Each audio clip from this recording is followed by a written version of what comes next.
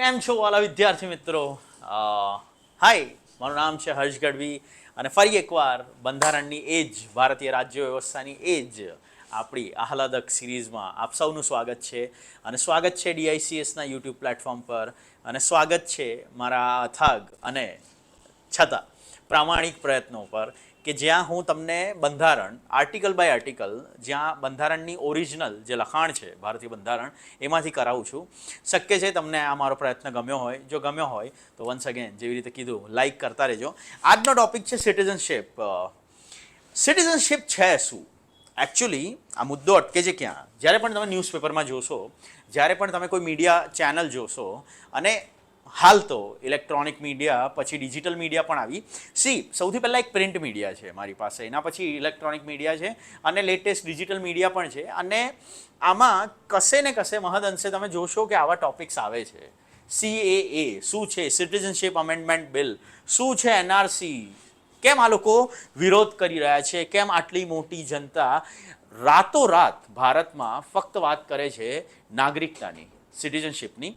કેમ ત્યારબાદ ભારતમાં એક એવો વર્ગ પણ છે, એક એવું સંગઠન પણ છે જે ફક્ત અને ફક્ત વાત કરે છે કે ઇન્ડિયા વોન્ટ્સ CAA, ભારતમાં એ લઈને આવો, વી સપોર્ટ CAA. તો આ છે શું? અને આ જૂથ કેમ અલગ અલગ પડેલા છે? અને એકદમ જ આ નાગરિકતાની વાત કેમ થઈ? જો એ નાગરિકતાની વાત કરીએ તો કશે ને કશે લાસ્ટ લેક્ચરમાં મેં તમને સમજાવ્યું છે કે નાગરિક કોને કહેવાય. સૌથી પહેલાં આપણા મગજમાં આ એક વસ્તુ ક્લિયર હોવી જોઈએ કે નાગરિક કોને કહેવાય છે અને નાગરિક ક્યાં ના કહેવાય છે. એટલે યુઝ્યુઅલી અગર જો હું નાગરિકતાની વાત કરીશ તો એ નાગરિકતા કઈ જગ્યા માટે છે? તો એને કહેવાય સ્ટેટ.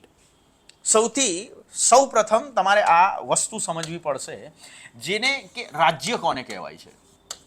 જો ભારતીય બંધારણમાં વાત કરીએ, અને અત્યાર સુધી જો તમે મારી સિરીઝ ના જોયું હોય તો આઈ રિક્વેસ્ટ યુ કે યુટ્યુબમાં એક પ્લેલિસ્ટ તૈયાર છે. પ્લેલિસ્ટમાં એકથી લઈને અત્યાર સુધીના બધા લેક્ચર જુઓ. તમને ભારતની રાજ્ય વ્યવસ્થા, ઇન્ડિયા ચાલે છે કેવી રીતે, બંધારણનું મહત્વ શું છે, બાબા સાહેબ આંબેડકર કે બંધારણ સભા શું કહીને ગઈ, આ બધું જ ખબર પડશે.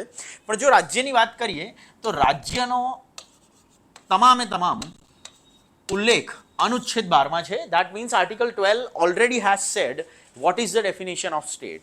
પણ હું અહીંયા બંધારણની દ્રષ્ટિએ રાજ્યની વ્યાખ્યા નથી કરી રહ્યો. હું અહીંયા રાજ્યની વ્યાખ્યા કરી રહ્યો છું પોલિટિકલ સાયન્સની દ્રષ્ટિએ. પોલિટિકલ સાયન્સ શું કહે છે રાજ્ય કોને કહેવાય?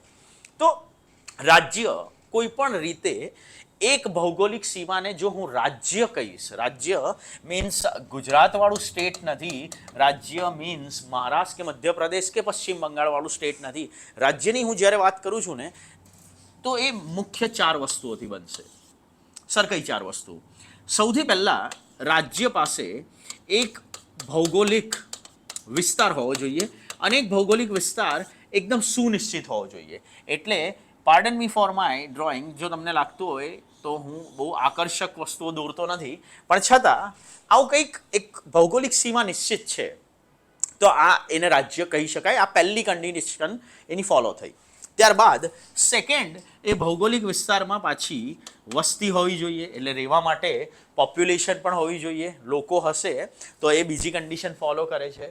થર્ડ અને મોસ્ટ ઇમ્પોર્ટન્ટ કન્ડિશન છે કે એ રાજ્યમાં એક શાસક પક્ષ હોવો જોઈએ, એટલે એ રાજ્યને ગવર્ન કરવાવાળી ગવર્નમેન્ટ હોવી જોઈએ. Govern means what? Government to govern means શાસન કરવું. અને શાસન કોણ કરશે? ગવર્મેન્ટ કરશે. એટલે શાસન કરવાવાળો શાસક પક્ષ હોવો જોઈએ એક. અને એના પછી હોવી જોઈએ સોવરેનિટી, જેને કહેવાય સાર્વભૌમત્વ, અથવા એ વિસ્તારને કહેવાય સાર્વભૌમ. સર શું છે આ વસ્તુ? સમજાવું. સાર્વભૌમ એટલે એક ચોક્કસ રીતે વહેંચાયેલો એવો પ્રદેશ, અને એમાં શાસન કરવાવાળા શાસકો. જ્યારે તમને એવું કહેશે કે આ રાષ્ટ્રના, એટલે આ ભૌગોલિક વિસ્તારના, જો ભારતની વાત કરીએ તો ભારતની અંદરના તેમજ બહારના તમામે તમામ નિર્ણયો હું સ્વતંત્રપણે લઈશ, કોઈના પણ દબાણ વગર લઈશ, કોઈ પણ આવેગમાં આવ્યા વગર લઈશ, કોઈ પણ પ્રલોભનમાં આવ્યા વગર લઈશ, કે તમારા કીધા પ્રમાણે નહીં લઉં. એટલે જો સંપૂર્ણ સ્વતંત્રતાથી હું આ કરતો હોઈશ, દેટ મીન્સ હું સાર્વભૌમ છું. એટલે જ્યારે પણ રશિયા અને યુક્રેનની વાત કરીએ, અને યુક્રેન એકદમ જ એવું કહેશે કે અમે નાટોમાં જોડાવા માગીએ છીએ, અને રશિયા એવું કહેશે જો નાટોમાં જોડાયા તો હું તમારા પર યુદ્ધ કરી નાખીશ. એટલે યુક્રેનના પ્રેસિડેન્ટનો પહેલો શબ્દ હતો, Ukraine is sovereign and Ukraine has all the right to do this. Same રીતે જ્યારે એસ જયશંકર, ભારતના વિદેશ મંત્રીને એવું પૂછવામાં આવે છે કે જયશંકર સાહેબ, તમને શું લાગે છે કે ભારત રશિયા પાસેથી આજે ઓઇલ ને ગેસ ખરીદે છે, એનો મતલબ એવું કહી શકાય કે તમે યુક્રેનના અગેન્સ્ટમાં છો અને તમે યુક્રેન માટે આ યુદ્ધ છે એને ફંડિંગ કરી રહ્યા છો? ત્યારે એસ જયશંકર સાહેબ પણ એવું જ કહે છે કે ઇન્ડિયા ઇઝ સોવરેન. તમે મને નહીં કહો કે મારે શું કરવાનું છે, મને બહુ સારી રીતે શાસન કરતા આવડે છે કે મારે શું કરવું. તો આ સાર્વભૌમ શબ્દ સોવરેન કેમ આવે? સોવરેનની આગળ એક વસ્તુ આવે જેને કહેવાય ડોમિનિયન. ડોમિનિયનની વાત કરી હતી, અગર જો ના સાંભળ્યું હોય તો તમે ભૂતકાળના લેક્ચર જુઓ, જેમાં મેં કીધેલું છે કે dominion means what. Dominion it does means કે જ્યારે પણ કોઈ પણ વ્યક્તિ પોતાના કે કોઈ પણ સંસ્થા, ભૌગોલિક પ્રદેશ પોતાના આંતરિક નિર્ણયો, એક ભૌગોલિક સીમાની અંદરના નિર્ણયો સ્વતંત્રતાથી લેશે, કોઈના પણ દબાણ વગર. પણ જ્યારે બહારના નિર્ણયોની વાત છે તો એ બહારના નિર્ણયો લેવા માટે એને કશે ને કશે કોઈકને પૂછવું પડે. તો આજે સોવરેનિટીની વાત કરીએ તો ઓસ્ટ્રેલિયા, ન્યૂઝીલેન્ડ અને યુનાઇટેડ કિંગડમની એ સ્ટોરી મને વારંવાર યાદ આવે. જો તમને એ નથી ખબર તો તમે મને રિક્વેસ્ટ કરો નીચે કમેન્ટમાં, અને હું એના પર એક સેપરેટ વિડીયો બનાવીશ. માત્ર બ્રિટને કેવી રીતે આપણને આઝાદી આપી અને કેમ હજી પણ ઓસ્ટ્રેલિયા, ન્યૂઝીલેન્ડ એ આઝાદી ભોગવી નથી રહ્યા, એના માટે એક બીજો વિડીયો જોઈશે. પણ આજે આપણે વાત કરીશું નાગરિકતાની. તો નાગરિક ક્યાં? તો આ એક વસ્તુ જે આ 4 કન્ડિશન ફોલો કરે છે એને મેં રાજ્ય કીધી. ઓકે, તો આ થઈ ગઈ state. Perfect.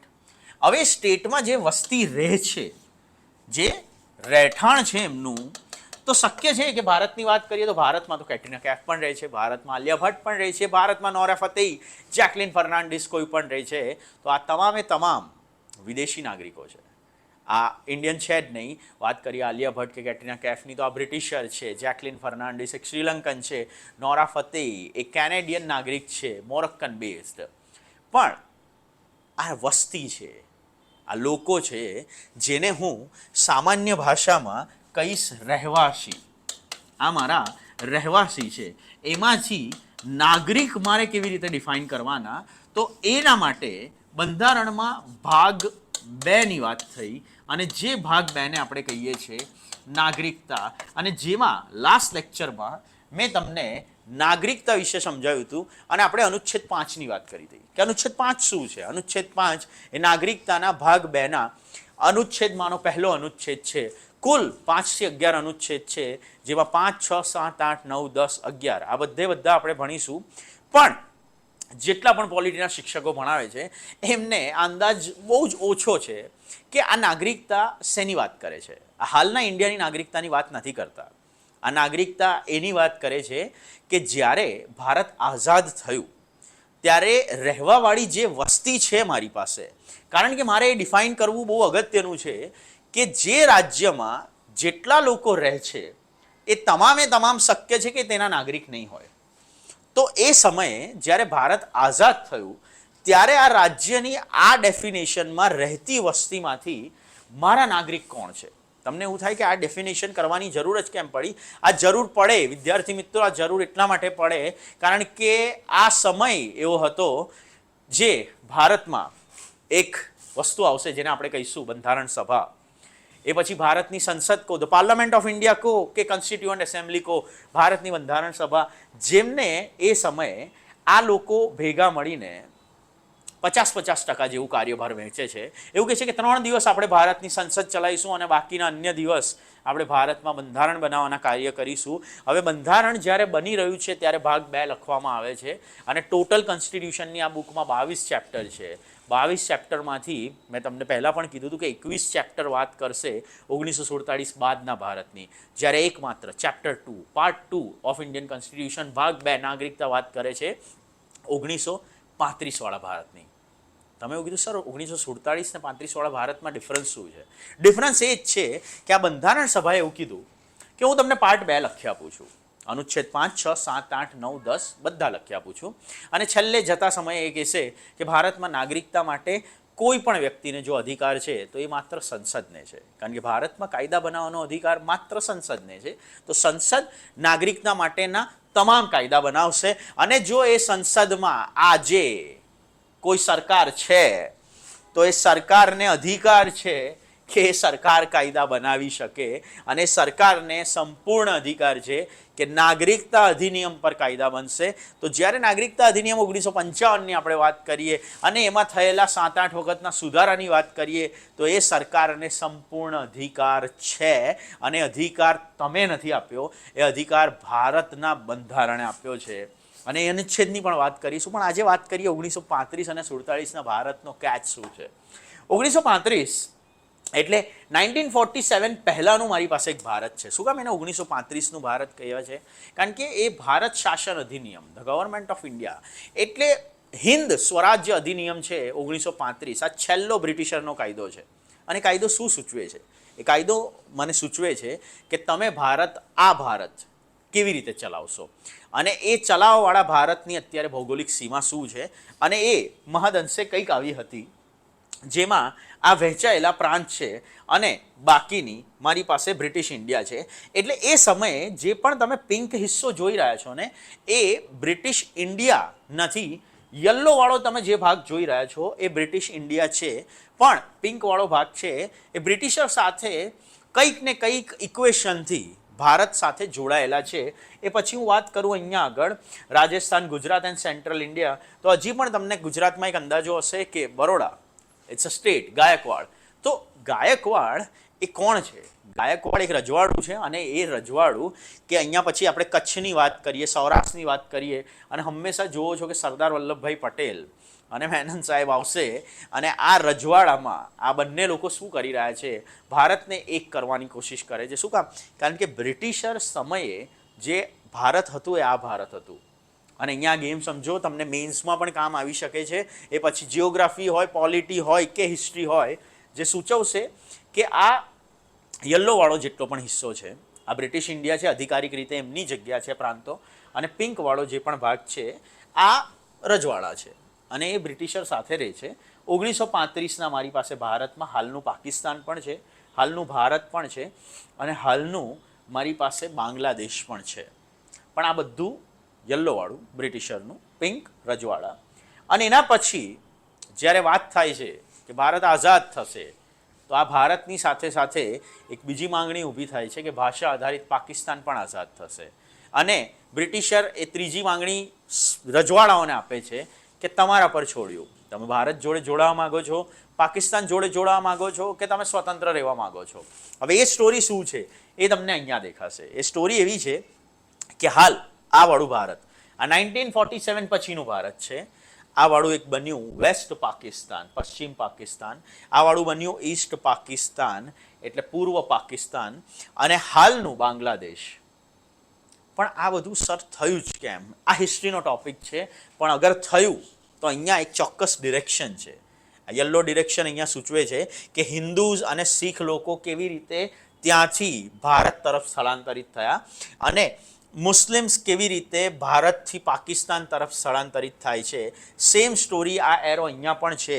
Orange or yellow stage for the Hindu migration. તમને એવું થાય સર માઇગ્રેશન શું છે? સ્થળાંતર કરી રહ્યા છે લોકો. સર સ્થળાંતર કેમ કરી રહ્યા છે? પાર્ટીશન. અને પાર્ટીશનની સ્ટોરી જોશો તો આ પિક્ચર મને વારંવાર યાદ આવે છે. દુઃખ પહોંચાડે એવું છે, પણ યાદ આવે છે કે એ સમયે મહદઅંશે કોઈક ને કોઈક નાની મોટી ભૂલ કે કોઈક ને કોઈક મતભેદ જો આપણે સાઈડમાં રાખી શક્યા હોત, તો આજે આ પિક્ચર આપણી સામે ના હોત. જ્યારે ભારત અને પાકિસ્તાન પોતે નક્કી કરે છે કે આપણે સ્વતંત્ર રહીશું, આપણા તરફથી તો બનતા પ્રયત્નો પણ થયા છે, પણ કોણ સાહેબ જિન્ના સાહેબ માનવા નથી માગતા, અને એ આખું રાષ્ટ્ર અલગ થાય છે. અને જ્યારે આજે ખાસ કરીને જો ક્રિકેટની મેચ જોઉં અને એ મેચમાં હું સુંદર સુંદર ચહેરા જોઉં, તો આજે પણ મને મહદઅંશે એ દુઃખ થાય કે કેમ પાકિસ્તાન આપણા સાથે નથી, આપણે પણ ફ્રીલી જઈ શક્યા હોત. જોક સપાટ, આ શું છે? આ ટ્રેનમાં આટલા બધા લોકો સ્થળાંતરિત થઈ રહ્યા છે. હવે સ્થળાંતરિત થાય છે તો હવે આ ભૌગોલિક પ્રદેશમાં, જેને હું રાજ્ય કહું છું ભારત, તો એમાં નાગરિક કોણ રહેશે? એના માટે હું સૂચવું છું જેને કહેવાય અનુચ્છેદ 5, 6, 7, 8, 9. તો આ નાગરિકતા એ વાત કરે છે નાગરિકો જે ભારતમાં 1947માં આઝાદ થયા, હવે બંધારણ જ્યાં સુધી મેં લાગુ નથી કર્યું તો 1947થી 1950 સુધી ભારતના નાગરિકો કોણ રહેશે, કેવી રીતે રહેશે, અને એ માટેના નિયમો છે. જે નિયમમાં અનુચ્છેદ 5 મેં તમને સમજાવી દીધો હતો કે અહીંયા લખ્યું છે કે સંવિધાનના આરંભે નાગરિકતા, હું ઇન્ડિયામાં સિટીઝન કોને ગણીશ, આ સંવિધાનના આરંભે જેનો ભારત રાજ્ય ક્ષેત્રમાં, હવે તમને રાજ્ય ક્ષેત્ર એટલે એક્ઝેક્ટ વર્ડ ખબર પડવી જોઈએ કે જે 4 કન્ડિશન ફોલો કરે છે એને પોલિટિકલ સાયન્સ રાજ્ય કહે છે. રાજ્ય ક્ષેત્રમાં વસવાટ હોય અને જે ભારતના રાજ્ય ક્ષેત્રમાં જન્મેલ હોય. અહીંયા પહેલો શબ્દ દરેક પોલિટીનો શિક્ષક ચૂકે છે, જે ચૂકવાનો નથી કે સંવિધાનના આરંભે જેનો ભારતના રાજ્ય ક્ષેત્રમાં વસવાટ હોય, આ પહેલી મેઇન કન્ડિશન છે. અને ભારતના રાજ્ય ક્ષેત્રમાં જન્મેલ હોય અથવા, હવે અથવાવાળી કન્ડિશન છે, ઓર જેના માતા પિતામાંથી કોઈ ભારતના રાજ્ય ક્ષેત્રમાં જન્મેલ હોય અથવા ઓર જે આવા આરંભની તરત પહેલા ઓછામાં ઓછા 5 વર્ષથી ભારતના રાજ્ય ક્ષેત્રમાં સામાન્ય રીતે રહેતી હોય, આવી તમામ વ્યક્તિ ભારતની નાગરિક ગણાશે. તો at the beginning of the constitution, at the commencement of the constitution, બંધારણનો આરંભ થયો તો અનુચ્છેદ 5 ભારતમાં જન્મેલી, એના માતા પિતામાંથી કોઈનો જન્મ થયો હોય કે એ વ્યક્તિ બંધારણ આરંભના 5 વર્ષ પહેલાં એટલે 26 જાન્યુઆરી 1945થી અગર એ વ્યક્તિ ભારતના રાજ્ય ક્ષેત્રમાં રહેતી હોય, વસવાટ કરતી હોય તો એ ભારતની નાગરિક છે. અનુચ્છેદ 5 લાસ્ટ લેક્ચરમાં આપણે લઈ લીધો છે. હવે વાત કરીએ આ પાર્ટીશનની, અને આ ફિક્સ શું સૂચવે છે. આ છે રેફ્યુજી કેમ્પ, એટલે પાકિસ્તાનથી જે લોકો સ્થળાંતરિત થઈને આવી રહ્યા છે, શબ્દ પર ભાર મૂકજો, પાકિસ્તાનથી જે લોકો સ્થળાંતરિત થઈને આવી રહ્યા છે એ લોકો શક્ય છે કે એમનું ઘર બાર, બિઝનેસ, જેટલી પણ નોકરી વોકરી, જે પણ મિલકત સંપત્તિ, આ બધું ત્યાં છોડીને આવ્યા છે. હવે અહીંયા આવશે એટલે આ નવા આઝાદ ભારતમાં તો કોઈક ને કોઈક રાજપાટ કે કોઈક નોકરી કે કોઈક ધંધો એમની રાહ તો જોતું નથી. અને ત્યારે બેઝિક આ એક એવો દેશ કે જે હાલ જ આઝાદ થયો, આ એક એવો દેશ કે જેમાં સાક્ષરતા બહુ ઓછી છે, શિક્ષણનો અભાવ ઓછો છે. આજે પણ હું જ્યારે ચૂંટણી જોઉં, આજે પણ હું જ્યારે લોકોની મત આપવાની રીત જોઉં, આજે પણ હું જોઉં લોકો કઈ વિચારધારાથી મત આપે છે, તો એ હજી પણ ભારતની એ નિર્ભરતા સૂચવે છે કે લોકોએ જાગૃત થવું પડશે. ખાસ કરીને શાસન કરવા માટે તો જાગૃત થવું જ પડશે. અને એ જાગૃતતા ત્યારે હતી નહીં, ત્યારે એ બધા રેફ્યુજી કેમ્પમાં રહેતા હતા. અને આ એ રેફ્યુજી કેમ્પનો સિનારીઓ છે, બહુ બધા મૂવીઝને એ પણ બનેલા છે. પણ હવે એ રેફ્યુજી કેમ્પથી અગર હું અનુચ્છેદ પર આવું તો ઇન્ડિયન કોન્સ્ટિટ્યુશન આર્ટિકલ 6 સેઝ, ભારતનો બંધારણનો 6થો અનુચ્છેદ શું કહી રહ્યો છે, આ એની એક હદ છે કે પાકિસ્તાનમાંથી ભારતમાં સ્થળાંતરિત કરી આવેલી કેટલીક વ્યક્તિઓના નાગરિકતાના હક. એટલે નાગરિકતાના હક એટલે કયા વ્યક્તિને હું નાગરિક કહીશ, અને નાગરિક એટલે કયા નાગરિક, કોઈ એવો વ્યક્તિ કે જે પાકિસ્તાનથી ભારત સ્થળાંતરિત થઈને આવ્યો છે, એટલે શક્ય છે કે ભારતના રાજ્ય ક્ષેત્રમાં આજે રહેતો નહોતો પણ પાકિસ્તાનથી સ્થળાંતરિત થઈને ભારતમાં આવ્યો છે, તો હવે એવી વ્યક્તિને ભારતમાં નાગરિક કહેવા કે નહીં કહેવા, કયા આધારે કહેવા.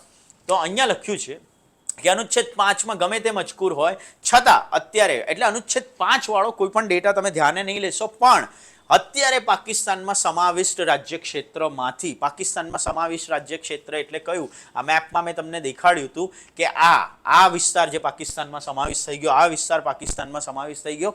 તમારામાંથી કોઈ એક હોશિયાર વિદ્યાર્થીએ મને પ્રશ્ન પૂછ્યો કે સર મને ગ્રીન સમજ પડી, સર મને ઓરેન્જ યલોઇશ સમજ પડી, સર પણ આ ગ્રે શું છે, વચ્ચે જુનાગઢ શું છે, સર અહીંયા ખલત શું છે, હૈદરાબાદ શું છે, કાશ્મીર કેમ આવું છે, સર સિક્કિમ કેમ આવું છે. તો આ રજવાડાઓની વાતો છે અને કેવી રીતે પુનર્ગઠિત થયા. જો એવી સ્ટોરી, એ સ્ટોરી સાંભળવામાં આવી તમને ઇન્ટરેસ્ટ હોય તો કમેન્ટ ડાઉન બિલો કે sir please we need that story.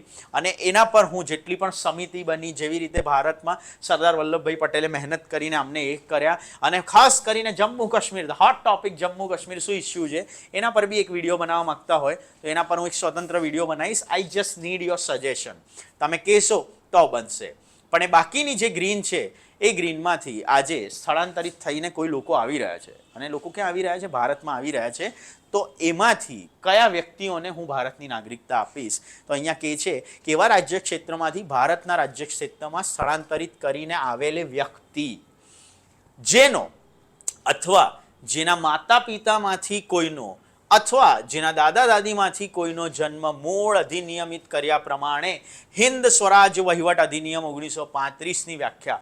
એટલે જ લેક્ચરની શરૂઆત પહેલાં મેં તમને 1935નું એક ભારત બતાવ્યું, પછી મેં તમને 1947નું એક ભારત બતાવ્યું, અને એ ભારતમાં કહી રહ્યા છે કે આજે કોઈ વ્યક્તિ જૂના શું કામ, કારણ કે પાર્ટીશન ગાઈસ, પાર્ટીશન, કોઈ પણ વ્યક્તિને હું એકદમ જ તો ના નહીં પાડી શકું ને, કારણ કે જે બ્રિટિશ તંત્ર હેઠળ એક ભારત આવું હતું અને એક નિયમથી રેડક્લિફ સાહેબના આવવાથી આ બ્લેક રેખાઓ ખેંચવાથી આ બે અલગ અલગ દેશ થઈ ગયા, તો એવા લોકો સાથે હું અન્યાય તો નહીં જ કરી શકું ને. તો એવા લોકો ભલે અહીંયાથી સ્થળાંતરિત થઈને અહીંયા આવવા માગે છે, તો એની નાગરિકતા કયા આધારે હું સૂચવીશ? એની નાગરિકતા સૂચવીશ અનુચ્છેદ 6ના આધારે. તો શું આજે પાકિસ્તાનનો એ વ્યક્તિ ભારતનો નાગરિક રહી શકશે? 100% રહી શકશે. તો સર શું 2024માં આજના પીએમ એમને આવવા દેશે? શક્ય નથી કે જરૂરી નથી. શક્યતા તો કોઈ પણ હોય, પણ અહીંયા એ શક્યતા સમજવા માટે આ તારીખ સમજવી પડશે, જેમાં ખમાં લખ્યું છે કે જેને સન 1948ના જુલાઈ મહિનાની 19મી તારીખ પહેલાં આ રીતે સ્થળાંતર કર્યું હોય અને સ્થળાંતરની તારીખથી સામાન્ય રીતે ભારતના રાજ્ય ક્ષેત્રમાં રહેતી હોય આવી વ્યક્તિ, અને જેને સન 1948 જુલાઈ મહિનાની 19મી તારીખ અથવા તે પછી સ્થળાંતર કર્યું હોય, અને હિન્દુ ડોમિનિયન, એટલે જો આ મારે સમજાવવું હોય તો હું સામાન્ય રીતે સમજાવી શકું કે અહીંયા અનુચ્છેદ 6માં મારી પાસે એક તારીખ ઇમ્પોર્ટન્ટ છે, અને એ તારીખ કઈ છે, અને એ વાળી તારીખ આજે આ હું લઈ શકું કે 19 જુલાઈ 1948. પરફેક્ટ. તો છઠ્ઠા અનુચ્છેદમાં તારીખ તમારી યાદ રાખવાની છે 19 જુલાઈ 1948. એમાં બે કન્ડિશન પડશે. એક કન્ડિશન છે પહેલા, એટલે એક એવા વ્યક્તિઓ છે કે જે આની પહેલા ભારતમાં આવી ગયા, અને બીજા એવા વ્યક્તિઓ છે જે આની પછી ભારતમાં આવ્યા. જો ભારત આઝાદ થવાનું હતું, બે ટુકડા થવાના હતા, પાકિસ્તાન અલગથી માંગણી કરતું હતું, તો આ બધી જ વસ્તુ તમે 15 ઓગસ્ટ 1947 સુધી 1947 સુધી કદાચ તમે વેઇટ ના પણ કરો અને તમે પહેલાં સ્થળાંતર થવા માંગો તો વાંધો નહીં. મેં તમને એક ડેટ આપી અને ત્યારથી તમે સ્થળાંતરિત થઈ શકો, પણ છતાં મેં તમને એક ડેડલાઇન ડેટ આપી કે 19 જુલાઈ 1948 જો આની પહેલાં તમે પાકિસ્તાનથી ભારતમાં સ્થળાંતરિત કરીને આવશો તો તમને સીધી નાગરિકતા આપી જઈશું. You will have the direct citizenship. પણ જો તમે આ પછી આવશો તો તમને શરતી ધોરણે નાગરિકતા મળશે. શરતી ધોરણે નાગરિકતા means what? Conditional citizenship. Conditional citizenship means કે તમારે હવે કન્ડિશન ફોલો કરવી પડશે. શરતને આધીન હું નાગરિકતા આપીશ. એ શરતમાં તમારી પાસે એક પત્રક માંગવામાં આવશે, શરતમાં તમારી પાસે એક પરમિશન લેટર હશે, એ શરતમાં તમારી પાસે અહીંયા રહેઠાણનો પુરાવો હશે, અને એ જ શરતમાં ભારતમાં કોઈ એક ચોક્કસ અધિકારી પાસે તમારી આ પરવાનગી લેવી પડશે. એ જ શરતમાં ભારતમાં પોલીસ સ્ટેશનમાં તમારે હાજરી આપવી પડશે. તો આ ના કરવું હોય તો 19 જુલાઈ 1948ના રોજ તમે ભારતમાં આવી જાઓ, અને જો પાકિસ્તાનથી સ્થળાંતરિત થઈને એ વ્યક્તિ ભારતમાં આવતી હશે તો એને નાગરિકતા આપીશું. તમને થાય કે સર આ એક્સક્લુઝિવ અનુચ્છેદ 6 પાકિસ્તાન માટે છે, અનુચ્છેદ 6 અને એના પછીનો અનુચ્છેદ 7 બંને પાકિસ્તાન માટે છે. પણ અનુચ્છેદ 6 એવી વાત કરે છે કે પાકિસ્તાનથી ભારત સ્થળાંતરિત થયેલા લોકો માટે નાગરિકતા આપવા બાબત, જ્યારે અનુચ્છેદ 7 વાત કરશે ભારતથી પાકિસ્તાન સ્થળાંતરિત થયેલા લોકોની નાગરિકતા રદ કરવા બાબત. તમે કહો આવું કેમ? બસ આવી નિયમ જ છે ને કે મેં તમને ઓફર આપી કે હું આજે આ સેન્ટરનો ભાગ આઝાદ થઈ રહ્યો છું, અને અહીંયા આગળ કોઈ પણ એરો એવું સૂચવે છે કે મુસ્લિમ પોપ્યુલેશન અહીંયાથી આ બાજુ મૂવમેન્ટ કરે છે, તો આ રેફ્યુજીઝ અહીંયાથી જે ગયા, તો અહીંયા લાસ્ટ લેક્ચર જો ના જોયો તો પ્લીઝ જોઈ લેજો. એમાં મેં કીધું છે કે અધિવાસ, ડોમિસાઇલ. ડોમિસાઇલ કોને કહેવાય? ચોક્કસ ઈરાદો અને ચોક્કસ રહેઠાણ, એટલે સ્પેસિફિક રેસિડન્સ હોવું જોઈએ, એની સાથે સાથે સ્પેસિફિક ઇન્ટેન્શન પણ હોવો જોઈએ. આજે ભલે તમારું અહીંયા રહેઠાણ છે, પણ જ્યારે તમે અહીંયાથી મૂવ કરીને આગળ જઈ રહ્યા છો ને, ત્યારે મને લાગતું નથી કે you have the intention to stay in my place. એટલે તમારો ઈરાદો પણ હોવો જોઈએ કે તમે ભારતમાં રહો. તો એ ઈરાદાની સાથે સાથે જ આ વસ્તુ ડિસાઇડ થશે કે અનુચ્છેદ 6માં ત્યાંથી આવતા તમામ લોકોને 19 જુલાઈ 1948 પહેલાં ને પછી આવી રીતે બે ભાગ પાડીને નાગરિકતા આપવા જઈ રહ્યા છે આપણે, જ્યારે આ જ સ્ટેટ ડેફિનેશનમાં જે આપણે પહેલાં વાત કરી જ છે, પણ અહીંયા આ વસ્તુ મેં શું કામ લીધી છે, કારણ કે પોલિટિકલ સાયન્સ આ વસ્તુ સૂચવે છે અને લોકો ઘણી વખત કન્ફ્યુઝ થાય છે. મેં વિદ્યાર્થીઓને ઓફલાઈનમાં પણ ઘણી એકેડેમીમાં હું ભણાવું છું, બધી જગ્યાએ પૂછ્યું કે એક દેશ શું છે અને એક રાષ્ટ્ર શું છે. What is the country and what is the nation. તો આ બંનેમાં ફરક છે. નેશન શબ્દ છે ને, નેશન એ વ્યક્તિની ભાવના છે. Nation is a group of people, એટલે એક વિચારધારાવાળા, એક ભાવના, એક ઇમોશનથી જોડાયેલા લોકોને સેમ નેશનના લોકો કહીશું. નેશનલિઝમ, રાષ્ટ્રવાદ એ બીજું કોઈ નથી, એ મારી ભાવના છે. અને જ્યારે પણ તમે જોશો કે નેશનલ મૂવમેન્ટ એટલે હિસ્ટ્રીમાં જ્યારે પણ તમે વાંચો તો એ તો બ્રિટિશ ઇન્ડિયા હતું, અને બ્રિટિશ ઇન્ડિયા એ મારો દેશ નહોતો. હું તો મારો દેશ ભારત બનાવવા માગતો હતો, એક સ્વતંત્ર ઇન્ડિયા, સાર્વભૌમ, કે કોઈના પણ દબાણ વગર અંદર અને બહાર, આંતરિક અને બાહ્ય દરેક નિર્ણય લઈ શકે. તો એને કહેવાય નેશન. પણ ત્યારે શક્ય છે કે દેશ નહોતો, એ દેશ પછી બન્યો, પણ ત્યારે મારી ભાવના હતી. તો યુઝ્યુઅલી સ્ટેટ જે છે ને એ ઉપરની 4 શરત પ્રમાણે એક કન્ટ્રી છે, એક ટેરેટરી છે, જ્યારે નેશન જે છે ને એ નેશન એક ભાવના છે અને એક સમૂહ છે જેની પાસે સેમ ગ્રુપ ઓફ આઈડિયોલોજી હોય.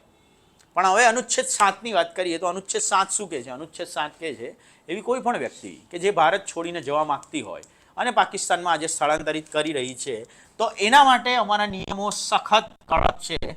અને એ કડક નિયમો કે છે શું? એ કડક નિયમો એવું કહે છે કે જો હું અનુચ્છેદ 6માં વાત કરું છું 19 જુલાઈ 1948ની, તો અનુચ્છેદ 7માં હું તમારી પાસે એક નવી તારીખ લઈને આવ્યો છું, અને જો એ તારીખ તમે અનુસરવા માગશો તો એ તારીખ બાદ ગયેલા કોઈ પણ લોકો ભારતના નાગરિક ગણાશે નહીં. હવે અહીંયા તમને હંમેશા ઓરિજિનલ કોન્સ્ટિટ્યુશનમાં 2 ડેટ્સ દેખાશે, પણ 2 નહીં, પહેલાવાળી વધારે આપણા માટે ઇમ્પોર્ટન્ટ છે કે અનુચ્છેદ 5 અને 6માં ગમે તે મજકૂર હોય છતાં સન 1947 માર્ચ મહિનાની 1લી તારીખ પછી ભારતના રાજ્ય ક્ષેત્રમાંથી અત્યારે પાકિસ્તાનમાં સમાવિષ્ટ રાજ્ય ક્ષેત્રમાં સ્થળાંતરિત કરેલી વ્યક્તિ ભારતની નાગરિક ગણાશે નહીં. End of discussion.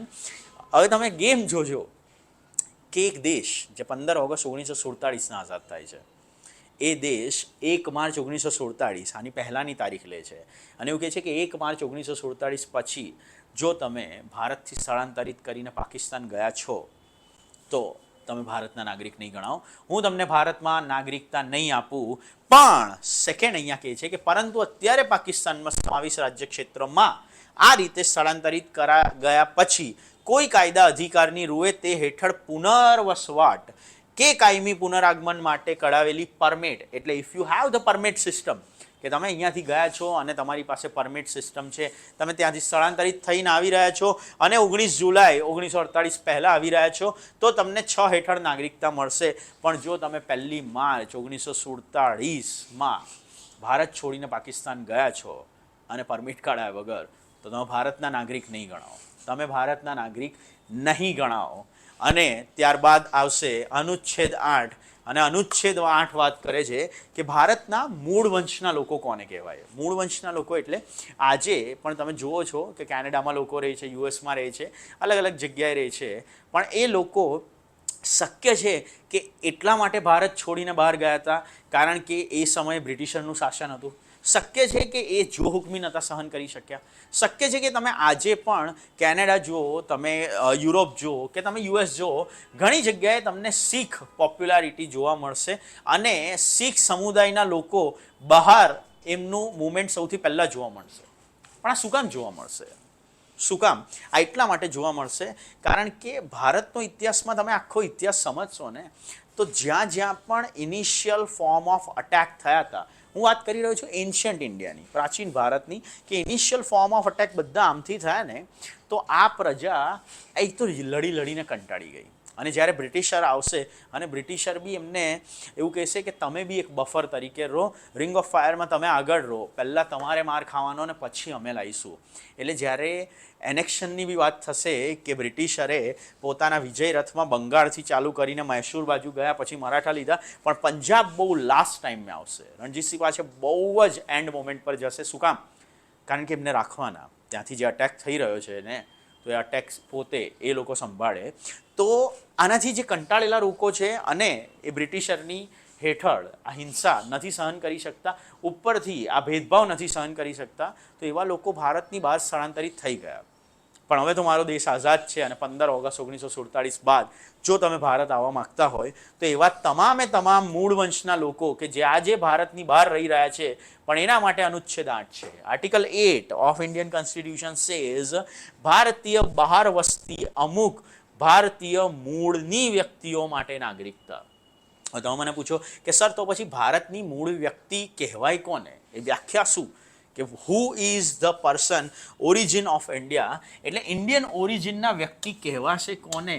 મૂળ વંશના વ્યક્તિઓ કહેવાશે જો કોઈ વ્યક્તિના માતા પિતા, જો કોઈ વ્યક્તિના દાદા દાદી એટલે ગ્રાન્ડ પેરેન્ટ્સ, જો કોઈ વ્યક્તિના નાના નાની, અગેન ગ્રાન્ડ પેરેન્ટ્સ, પેટર્નલ મેટર્નલ, પણ 6માંથી કોઈ એકનો જન્મ ભારત ગણરાજ્ય 1935 વાળું ભારત, 1935 હેઠળના ભારતમાં જો આ 6માંથી કોઈ એકનો જન્મ થયો હોય તો એના પછીની આવતી એ પેઢી ભારતમાં નાગરિકતા લઈ શકે, પણ એને નાગરિકતા મળશે અનુચ્છેદ 8 હેઠળ. એટલે અહીંયા કહે છે કે અનુચ્છેદ 5માં ગમે હોય, પણ એ બધું જ છોડો, પણ જેનો પોતાનો અથવા તેના માતા પિતામાંથી કોઈ એકનો અથવા જેના દાદા દાદીમાંથી કોઈ એકનો જન્મ મૂળ અધિનિયમિત કર્યા પ્રમાણે હિન્દ રાજ્ય વહીવટ અધિનિયમ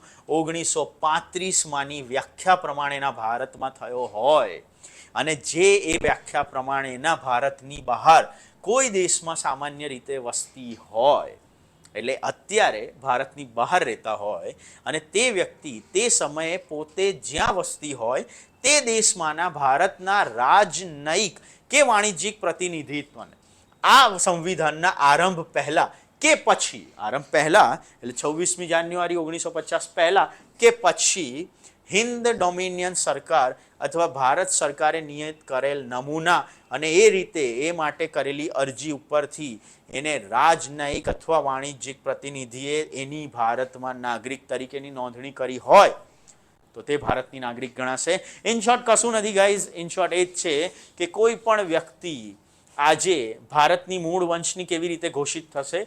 જો અનુચ્છેદ 8 હેઠળ એ 1935 વાળા ભારતમાં એ 6માંથી કોઈ એક, એટલે આજે સર શું કરાચીમાં કોઈના દાદાનો જન્મ થયો હોય તો એ ભારતની નાગરિકતા લઈ શકે? ડેફિનેટલી લઈ શકે અનુચ્છેદ 8 હેઠળ. સર શું બાંગ્લાદેશના ઢાકામાં થયો હોય તો પણ લઈ શકાય? ડેફિનેટલી લઈ શકાય. માતા પિતા વ્યક્તિ પોતે નાના નાની કે દાદા દાદીમાંથી કોઈ એક વ્યક્તિનો જન્મ ભારત ગણરાજ્ય 1935 હેઠળ થયો હોય તો વેલકમ ટુ ઇન્ડિયા. હું તમને ભારતના મૂળ વંશના વ્યક્તિ ગણીશ અને એના હેઠળ હું તમને નાગરિકતા આપીશ. શરત માત્ર એટલી છે કે એ 26મી જાન્યુઆરી પહેલાં કે પછી જે તે જગ્યાએ તમારે નોંધણી કરાવવાની રહેશે કે તમે ભારતના વ્યક્તિ છો. તો આ બધી વાત શું છે? આ બધી વાત છે નાગરિકોની. અને આ બધી વાત કયા નાગરિકોની છે? આ બધી વાત છે 1947 પહેલાં જે બબાલ થઈ એની. એ આ બધી વાત કઈ છે? એના પછી ભારતની આઝાદી બાદ અને 1950 જ્યાં સુધી બંધારણ લાગુ નથી કર્યું આ સમય સુધી ભારતની નાગરિક કોણ કહેવાશે? જ્યારે બંધારણ લાગુ પાડી દીધું એટલે તરત જ કીધું કે હવે બધી જ વસ્તુ સાઈડમાં હટાવો, હવે ભારતમાં નાગરિક કોણ રહેશે એ સંસદ નક્કી કરશે. અને સંસદે એના માટે બનાવ્યો શું? એના માટે સંસદે બનાવ્યો નાગરિકતા અધિનિયમ. અને શું છે આ નાગરિકતા અધિનિયમ? અને એ નાગરિકતા અધિનિયમમાં અત્યાર સુધી કેટલા સંશોધન થયા છે, એટલે કેટલી વખત એમાં અલગ અલગ રીતે ફેરફારો થયા છે. આ બધા ફેરફારો આપણે નોંધવા પડશે, આ બધા ફેરફારો સમજવા પડશે. શું કામ?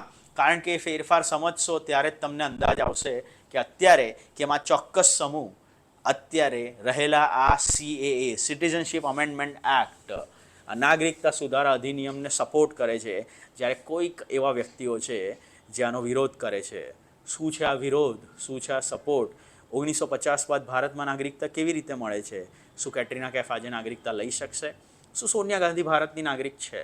શું આલિયા ભટ્ટ, રણબીર કપૂરની વાઈફ, એ નાગરિકતા લેશે કે નહીં લે?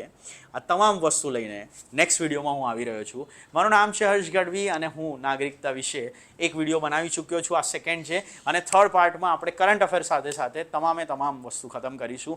જો તમને મારો આ પ્રામાણિક પ્રયત્ન ગમ્યો હોય તો I just deserve a like. એક મસ્ત લાઈક આપો. તમારે જો પણ સૂચન હોય કમેન્ટ ડાઉન બિલો.